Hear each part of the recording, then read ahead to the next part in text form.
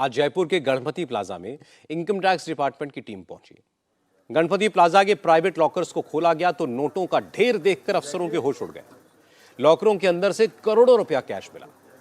500 के नोटों की गड्डियों का ढेर लग गया।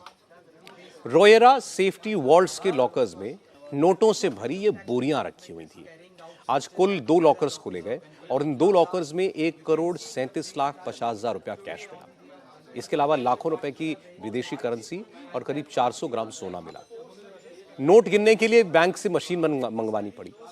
बीजेपी के सांसद किरोड़ी लाल मीणा ने पिछले महीने गणपति प्लाजा में धरना दिया था। प्राइवेट लॉकर्स में कम से कम 500 करोड़ रुपए ब्लैक मनी होने की बात कही थी। इसके बाद मीणा ने इसकी शिकायत ईडी और इनकम टैक्स से की थी। उसके बाद ईडी की टीम यहां पहुंची थी और आज इनकम टैक्स के अफसर पहुंचे। इनकम टैक्स की कार्रवाई को चुनावी राजनीति के बीच प्रधानमंत्री नरेंद्र मोदी के कल के बयान का असर बताया जा रहा है। कल उदयपुर की रैली में मोदी ने कहा था कि राजस्थान में जिन भी लोगों ने करप्शन किया है, जनता का पैसा लूटा है, वो छोटी मछली हो, बड़ी मछली हो या फिर मगरमच्छ हो, उनके खिलाफ एक्शन जरूर होगा। आपको मोदी की बात सुनाते हैं। मैंने सुना किसी ने कहा था कि राजस्थान में छोटी मछलियों को ही पकड़ा जाता है, बड़ी मछलियों पर कार्रवाई नहीं होती। जरा कान खोल करके सुन लो।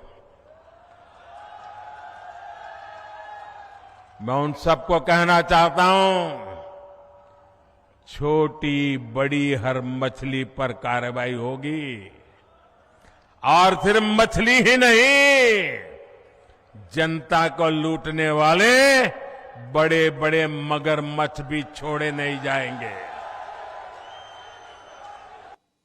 प्रधानमंत्री नरेंद्र मोदी ने उदयपुर की रैली में राजस्थान में करप्शन के साथ साथ क्राइम का भी जिक्र किया।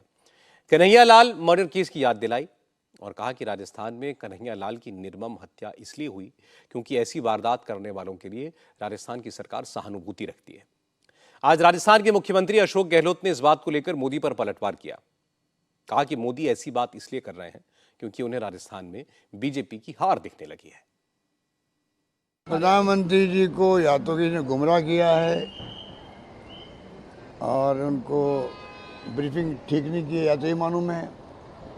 देख, एक तो ये होता है, प्रधानमंत्री का बड़ा पद होता है तो 2 बातें, या तो उनको उनकी पार्टी लोगों ने गुमराह किया है, गलत रिपोर्ट दी है, इसलिए इस प्रकार की भाषा वो बोलें कल जो ऑब्जेक्शनेबल है डेमोक्रेसी के अंदर। दूसरा, या फिर वो जानबूझ करके इतने खुद घबरा गए हैं राजस्थान के माहौल से, वो खुद ही बौखला गए हैं। बौखला करके मैं समझता हूँ इस प्रकार की भाषा बोली है, ये उचित नहीं कहा जा सकता मेरे ख्याल से, तो क्योंकि इससे माहौल खराब होता है कि राजनीतिक पार्टी के बारे में आप ऐसी भाषा काम लो। नंबर 1। नंबर 3 जो है, कन्हैया लाल का मर्डर करने वाले कौन थे? बीजेपी के लोग थे। ये उनको ब्रीफिंग नहीं की होगी। उनको 4-5 दिन पहले जब थाने में ले गए कोई मुकदमे में, तो वहाँ के बीजेपी नेता ने उनको छुड़ाया था। ये बात उनकी ज्ञान में नहीं है कि जानकारी में नहीं है क्या? फिर कैसे बोल गए वो? आज राजस्थान में 3 गायों की मौत भी मुद्दा बन गई। असल में जयपुर के आदर्श नगर इलाके में बीजेपी कैंडिडेट के चुनावी कार्यालय के पास 3 गायों की मौत हो गई। आदर्श नगर से बीजेपी के कैंडिडेट रवि नैयर का कहना है कि उनके चुनाव कार्यालय के पास 3 गाय रहती थी। एक दिन पहले रात को जब वो अपने ऑफिस से घर जा रहे थे तो तीनों गायें बिल्कुल ठीक थी, सही सलामत थी। अगले ही दिन सुबह तीनों की मौत हो गई। रवि नैयर ने कहा कि उन्हें शक है जयपुर में चुनाव को प्रभावित करने के लिए गायों को मारा गया है और इसके पीछे कांग्रेस के उम्मीदवार रफीक खान का हाथ है। जांच होनी चाहिए। रवि नैयर गायों की मौत के बारे में बताते बताते फूट फूट कर रोने लगे। रात को 1 बजे हम लोग गए हैं वहाँ से। गौ माता अच्छा खासा खाना खा रही थी, बैठी हुई थी, एक बछड़ी खड़ी थी। हम गए हैं, सवेरे फोन आता कि 3 गौ माता खत्म हो गई। हमारे हाथ पैर फूल गए। हम जाके देखा तो तुरंत नगर निगम से गाड़ी में गई, एम्बुलेंस से हम 5 बत्ती लेके गए। डॉक्टर जब आए उन्होंने देखा, कहते हैं हमने सोचा मूर्छित होगी, कई बार कोई ज़्यादा खाना खा लेती हैं। डॉक्टर का जिस सोचा भी नहीं था। हम वहाँ पे 2 आदमी छोड़ के सांस थोड़ा बहुत था कि आप इनको देख लो। वापस आए, डॉक्टर साहब कहने लगे जी तो खत्म हो गई। मेरे को लगता है कि जो स्थानीय विधायक हैं जो मेरे से घबराए हुए हैं, क्योंकि 3 दिन के अंदर चुनाव का दृश्य चेंज हो गया और वो अपने आप को जीत के मान के चलते। वो कहते थे मैं तो 12 बजे ही सुलटा देंगे इनको सबको। चाह रहे हैं कि रफीक खान ने चुनाव को ध्रुवीकरण करने के लिए गाय को मरवाया, ये कहना है। मेरा शक है जिसको गवर्नमेंट को जांच करनी चाहिए। दूध का दूध, पानी का पानी निकलेगा। बीजेपी के उम्मीदवार ने कांग्रेस के उम्मीदवार पर शक जताया, सरकार से जांच की मांग की। तो गहलोत सरकार में मंत्री प्रताप सिंह खाचरियावास ने कहा कि जो लोग कांग्रेस के कैंडिडेट पर सवाल उठा रहे हैं, जवाब तो उन्हीं को देना चाहिए, क्योंकि गायों की मौत तो बीजेपी कैंडिडेट के कार्यालय में हुई है। गौ माता की हम पूजा करते हैं और पूरा देश पूजा करता है कि एक रामायण में लिखा हुआ है, जा को प्रभु दारुण दुख देई ताकि मति पहले हर लेई, जब नाश मनुज पर छाता है पहले विवेक मर जाता है।